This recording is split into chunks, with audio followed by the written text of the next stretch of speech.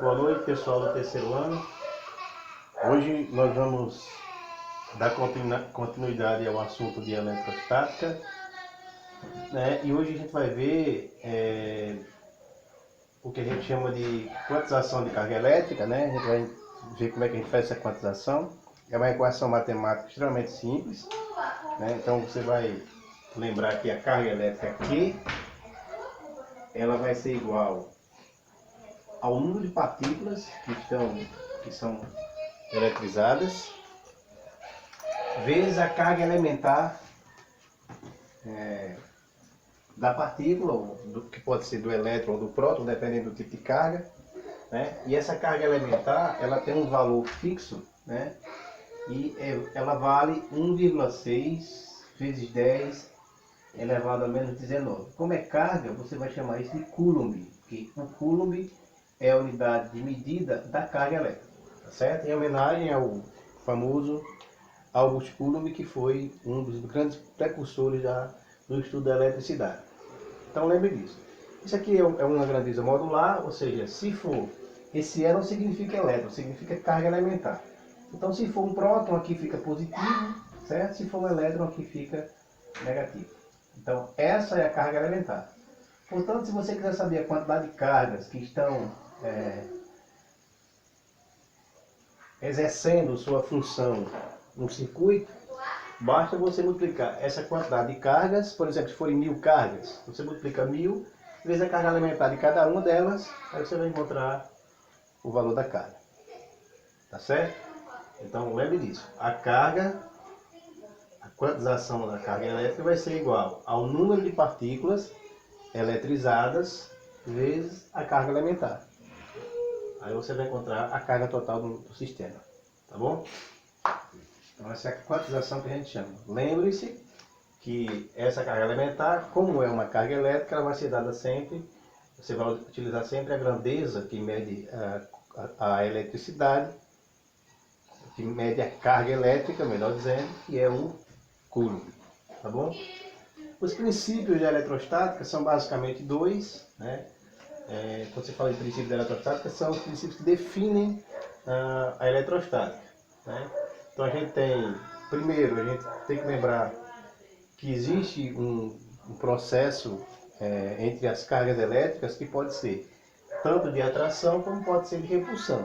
Isso vai depender dos tipos de cargas que estão interagindo ali.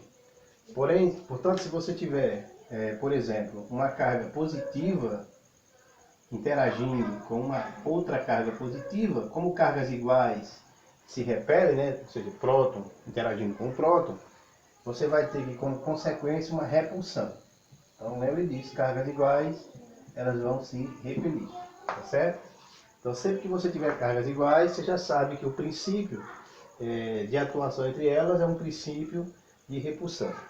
Do mesmo modo, se eu tiver aqui uma carga negativa, interagindo com outra carga aqui negativa, as duas são do mesmo modo, as duas são negativas, novamente você vai ter uma repulsão. Portanto, os elétrons interagindo entre si sempre vão gerar uma situação de repulsão.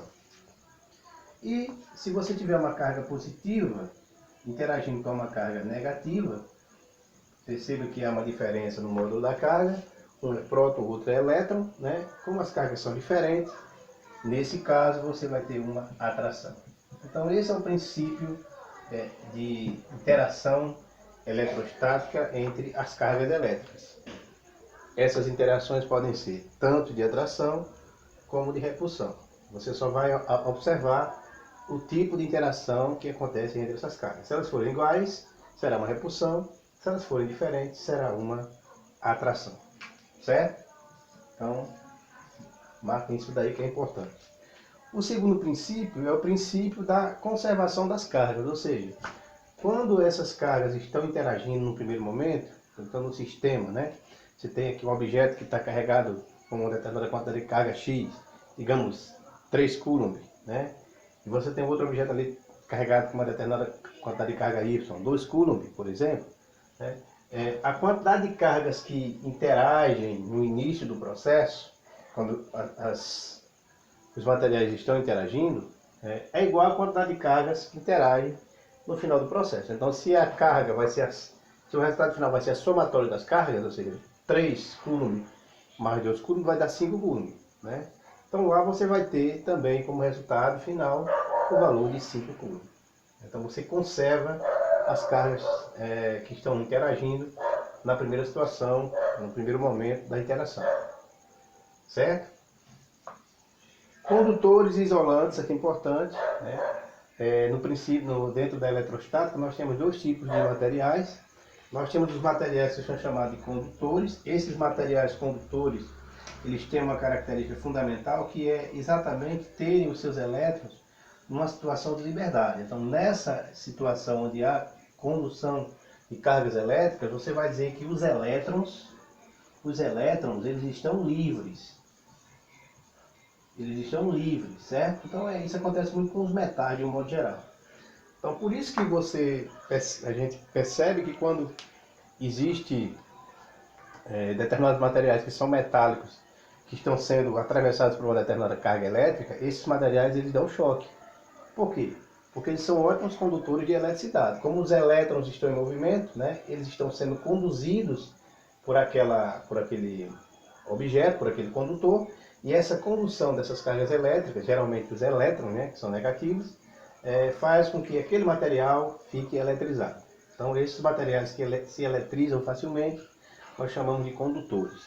Então, quando você estiver analisando esse material, querendo dar exemplos, lembre-se que os materiais condutores geralmente são metálicos. Por quê? Porque os elétrons nesse tipo de material estão livres em torno, né, do material. Por isso são chamados de condutores. Existem também os isolantes, né? Os materiais isolantes, eles, diferentemente dos condutores, os elétrons existem, né? Mas eles estão ali presos, bem organizados, né? Presos um ao outro. Então eles não têm a mesma mobilidade que nos materiais metálicos. Então, como não existe mobilidade desses elétrons, né? Os elétrons estão presos. E essa característica faz com que o material, os elétrons, né, ao estarem presos, não permitam que o material conduza eletricidade. Tá certo? Então, basicamente, nós temos dois tipos de materiais. Os condutores são aqueles que têm elétrons livres, geralmente os metais, e os isolantes, geralmente plásticos, né, madeira, ebonite. Esses materiais são chamados isolantes porque eles não permitem que os elétrons fluam naturalmente pelo corpo. Tá certo? Essa é a primeira parte da aula.